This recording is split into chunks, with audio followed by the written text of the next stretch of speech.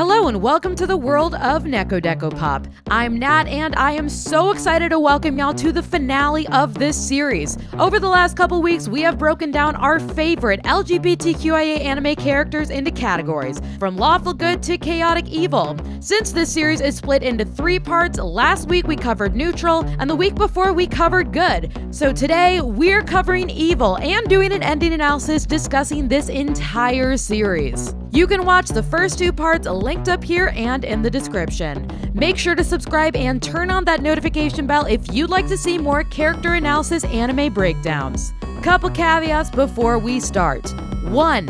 I am not going to argue whether or not you think these characters are LGBT+. They are in my book, and round these parts, my word is law. 2. I am only going to cover anime I have actually seen. There are so many other LGBT characters, but since I haven't watched the anime, it just didn't seem fair to rank them. 3. I am not going to be covering harmful predators like Hisoka and Kosuke Ushiba. Evil characters, yes. Predators, no. And 4. This is the most important one of all. If your favorite anime characters did not make the list, just know that is only because I'm right, you're wrong, and you should 100% take that personally. So with that being said, let's get into it. Our first category is Lawful Evil. These characters methodically and brutally take what they want, no matter who it hurts. But they still act within the limits of their code of conduct and sometimes even the law, and they also care about tradition and loyalty. They may play by the rules, but do so without mercy or compassion. In terms of anime, these are the characters who learn to use the system to their advantage. They gain power and secure themselves a place lawfully, so that they can then turn and use it against their enemies. Calling Hua Chung evil is a stretch, especially when you consider that in his underworld realm, he is actually a mostly fair and just leader. But on paper, and to anyone with morality, he's still sketchy as hell.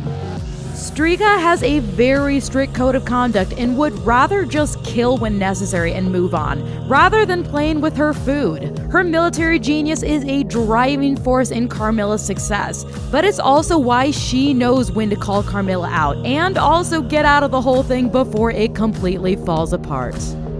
Shinji Yoshimatsu definitely fought for nefarious reasons, but he doesn't go out of his way to unnecessarily do more harm than is needed to meet his goals. He also has a massive soft spot for his ex, which keeps him from going completely over the edge.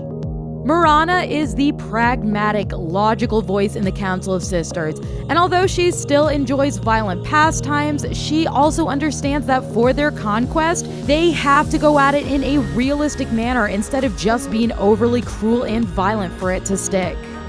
Luis will do anything to gain and maintain power, even if it means teaming up with these same predators who wouldn't blink twice about eating him.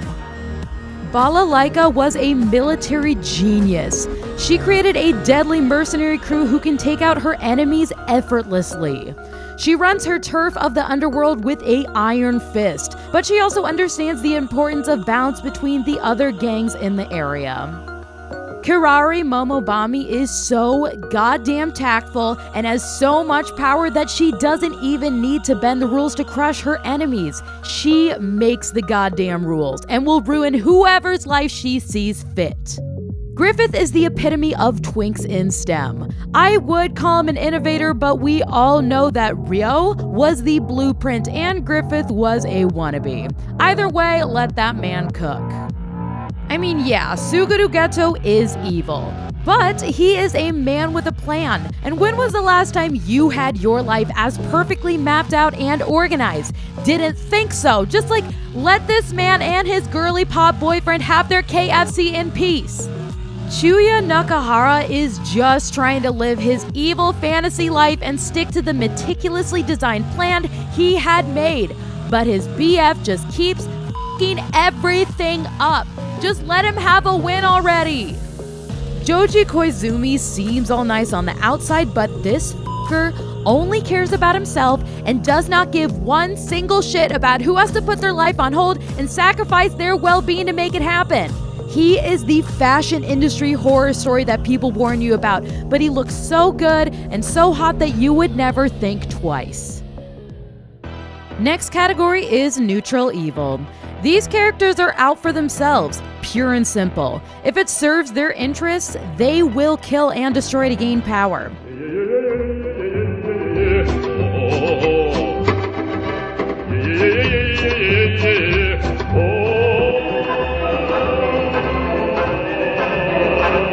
I've heard enough. Shoot him. Stick an arrow in his gauntlet.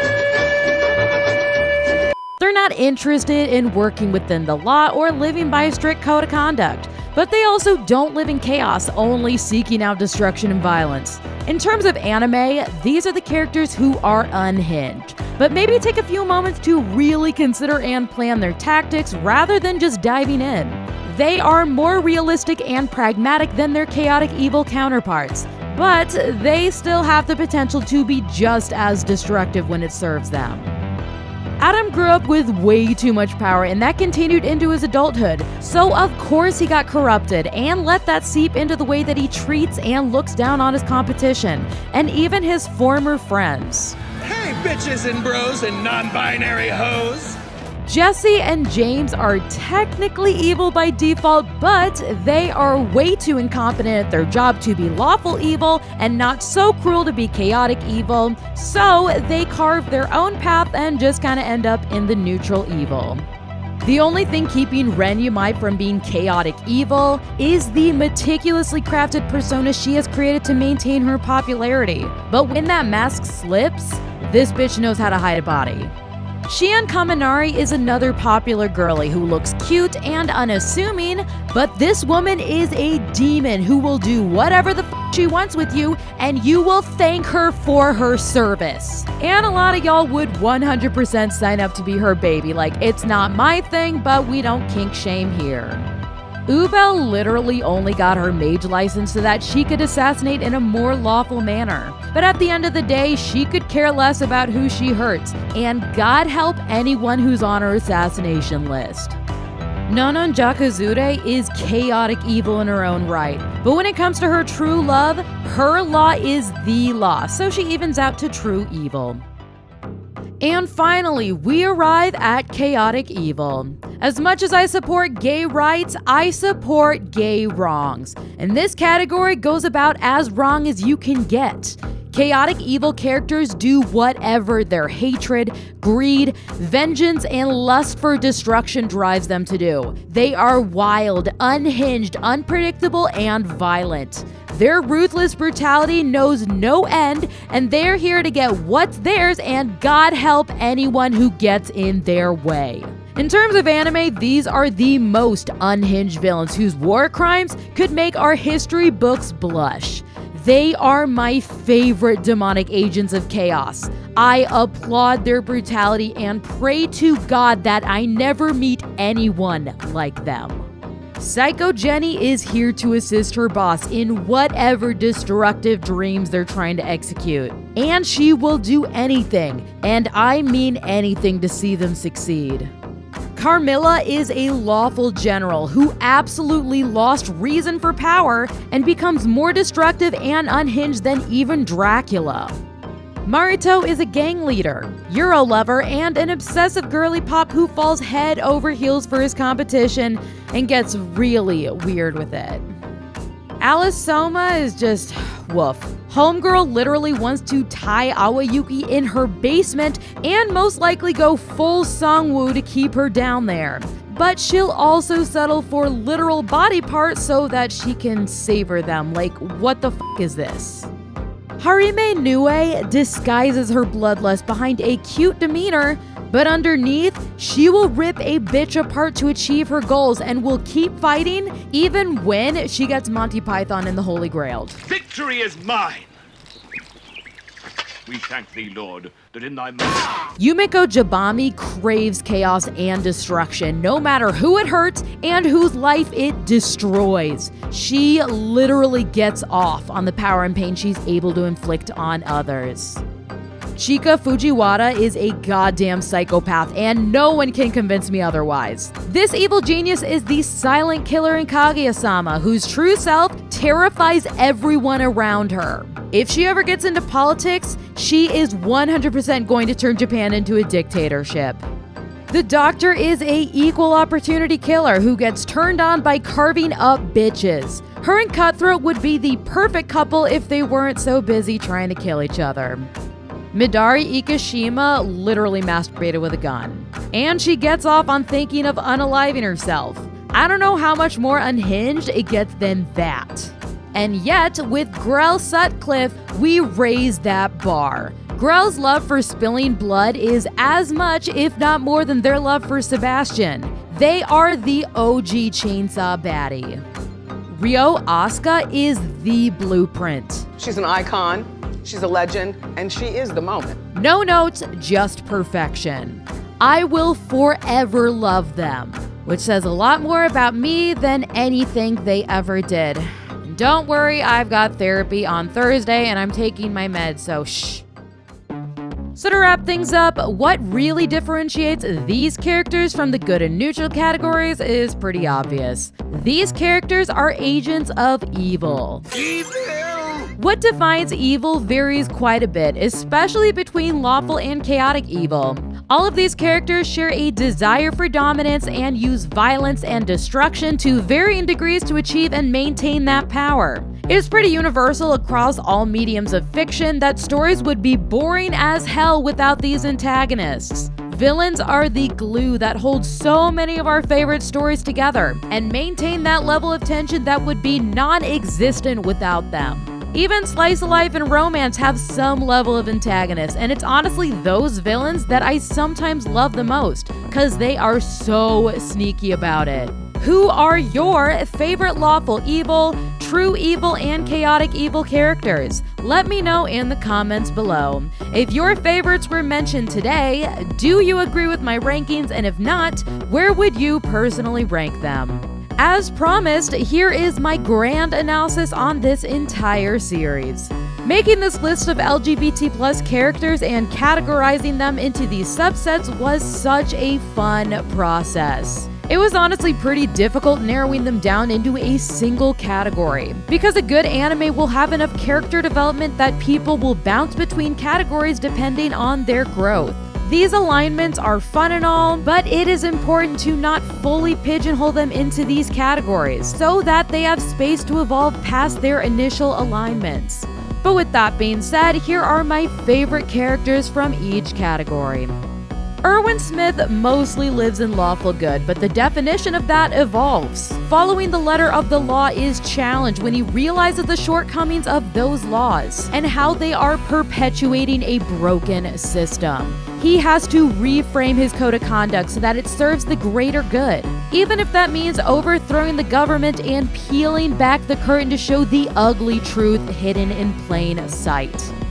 Now is one of my favorite characters in recent memory, whose journey as a trans woman living in Japan was undoubtedly a difficult one. But she still rose up in spite of societal judgments and crafted a life that she loves, where she gets to have a fulfilling work life and provide a safe and loving space for her niece to go on her own journey away from home.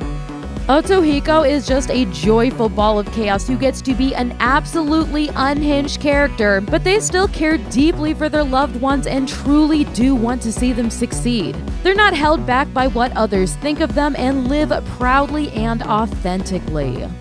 Seika Ijichi is the music industry mentor who reminds me so much of the different mentors I had when I entered the music scene. Everyone who enters this absolutely brutal industry deserves to have someone like Seika who will be brutally honest to prepare you for what's out there, but won't be unnecessarily critical and will actively help you get to where you need to be. Ritsu Soma is chaos and anxiety personified, and I love them for that. I am also the Year of the Monkey, and I have never felt more represented by the amount of screaming and daily panicked anxiety that comes from them. I would have put them in chaotic neutral, but the short leash that their upbringing raised them on keeps them from spiraling too hard. Alright, so this is a tie between Ayame Soma and Najimi Osuna because they are my two favorite characters ever. Their sheer unhinged chaos and confidence are aspirational, and I channel them whenever I can. I cannot express just how much I love these two, and I am so happy to see them getting more and more recognition. Suguru Geto is an unbelievably fascinating and unique character. Because yes, he has evil intentions, but the deep-rooted belief that fuels his destructive life path are almost pure in their dedication. He is so confident that his delusion is the right thing for humanity. And that's honestly respectable. Plus, I just really wanted him and Gojo to work out, and I am never going to get over that. Ubel is that quiet baddie in the corner who will literally slice you in half if you get in her way. Destructive bad bitches who would rip my throat out and throw me to the wolves has and forever will be my type. It started with Sesshomaru 20 years ago, and it has evolved into this. Ryo Asuka is perfection, and I don't care what you say about them, they are my favorite. They are the ultimate villain with the ultimate ending that has made Devilman Crybaby my second favorite anime of all time. They are evil incarnate, and I respect the f*** out of that. I will never not love them. If you want to see more takes of my favorite queer characters in anime, check out my Queer Anime Characters Who Give Me Life video, which is linked up here and in the description. I had so much fun making this series, and I cannot thank y'all enough for coming along on this chaotic journey with me. Make sure to watch the first 2 parts of this series where I cover the good and neutral categories. I will link them up here and also make a playlist that'll be at the end here. I definitely want to do more character analysis type videos, so if you have any suggestions for character deep dives that you'd like to see, please comment them below. Thank y'all so much for sticking around, and I'll see all of y'all on the next one.